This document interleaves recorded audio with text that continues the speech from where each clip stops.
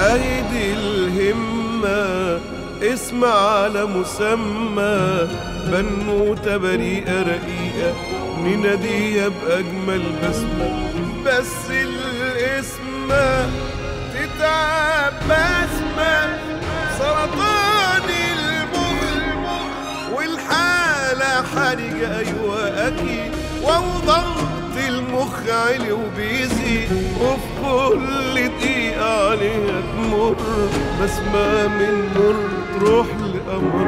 ما بقاش في صالحها خلاص الوقت، لازم نبدأ وفي أسرع وقت، في مكان بيعالج بالملايين، والفريق متخصص خبرة سنين، أجهزة على أحدث تقنية، إشعاع وكيماوي ونفسية، بنحارب المرض اللعين، وده بس سنة في 57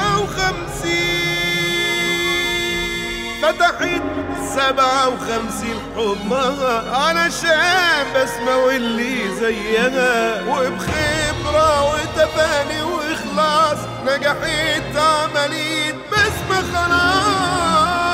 وبدأ إشعاع الراس والضغط وكماوي بقى ورحلة كام شهر، وخلاص هنا بسمة بدون سرطان، رجعت ضحكتها زي زمان.